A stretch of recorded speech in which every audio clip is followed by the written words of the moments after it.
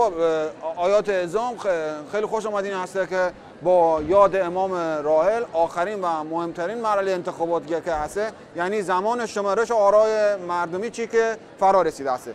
همونطور که در جریانید با راهنمودهای حضرت آقا شاهد حضور میلیونی بلکه میلیاردی هر مردم در پای صندوق‌های رأی‌ها چیه که هسته ما بودیم و تا الان حدود 143,230,2357 میلیون هزار تا به صندوق‌ها چی ریخته شده که همش همین هسته. این کلش هسته، این که تو هسته. میدونم یکم زیاد است، شما هم میدونم که تصورش که هیچ کس نمی‌کرده که اینقدر حماسه کاتکولوف باشه، یعنی اینقدر گنده حماسه باشه. خلاصه بعد ما خود ما اصلا آمار دستگاه کپی هم چی از دست ما در رفت یهو اینقدر زیاد شده که هست که الان دیگه کاری که ما باید بکنیم. اما خب بالا الان دستور اومده که 2-3 ساعته ما چی اینه رو چی جمع جور بکنیم که دیگه اینجوری روال اینطوری هسته که من رأی‌ها رو میخوام خدمت شما هم چی یادداشت میکنید که مشخص بشه کی بیشتر رأی آورده. حالا من دانه دانه این چیز میخوام که شما بنویسید. اولی رو بنویسید شما دکتر روحانی، اولی بنویسید شما بنویسید دکتر روحانی. بعدی هسته که رئیسی هسته، رئیسی رو که بزنید شما که ببینیم چیه. این خود دستخطش بعد نمیتونم بخونم، شما بزن به حساب رئیسی، شما بزن به حساب رئیسی. بعدی این رأی که همش سفید هسته، هیچی، پس بزن به حساب رئیسی آقا. بعدی آیت الله مهدوی کنی مهدوی کنی مگه ایشون محروم نشدن؟ محروم شدن که نشدن. عجیبه هست، محروم هم نه. بشار اسد بزن واقعا که بشار اسد هم رأی.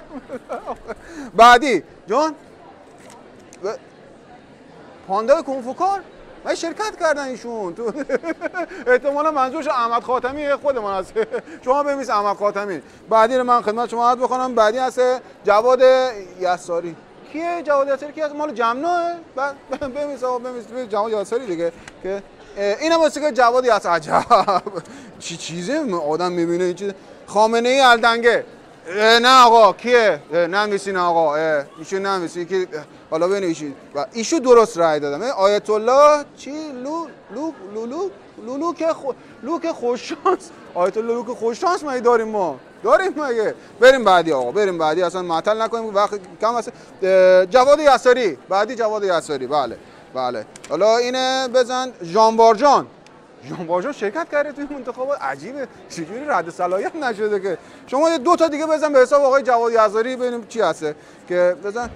کوزت، خانم کوزت، مگه خانوما هم شرکت میکنن؟ نداریم، نمیخواد جایی بنویسین شما. ببین کی هسته. حجت الاسلام و المسلمین جناب آقای دکتر ارنست.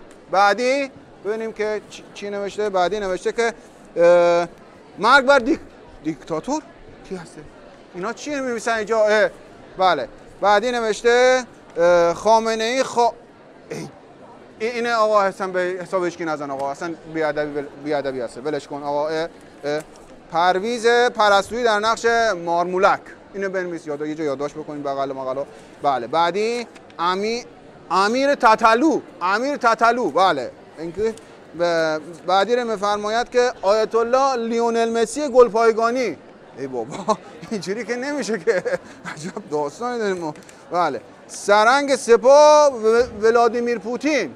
این خوبه بنویسی، یه جا یادداشتش بکنید. بس بحث مراد برقی. بله بریم. بله. امام خمینی. ایشون هم محروم شده بود. نه ایشون نوشته اصغر ترقه نوشته. بله نوشته که بله چی نوشته. دست بچه‌ت بگی برو خانه بابات. چی شد؟ خب با تفاهم زندگیتون رو بکنین. چرا این کارو با هم دیگه میکنین آقا؟ نمیشه که آقا اصلا نمیشه که اینجوری، اصلا پیش نمیره که 4 تا 5 تا جواد یساری از این ور، جواد یساری از اون ور، بعد فردا جواد یساری میشه رئیس جمهور مملکت. آقا پاشین برین زنگ بزنین بیت آقا، بگین خودشون یه نفر معرفی کنن بره پی کارش دیگه. بابا عجب داستانی داریم ما. ایشون دیگه کی میگه چیز هسته که رای میده. کی هسته این؟ من نفهم. لورل هاردی نمیشه آقا. لورل هاردی. رنالدو موقع شرکت بکنه. باشه برو زنگ بزن آقا مولمو خودش یکی رو بگه دیگه. بابا خودمونم معطل کردیم. آقا جمع کن بریم آقا. جمع کن آقا.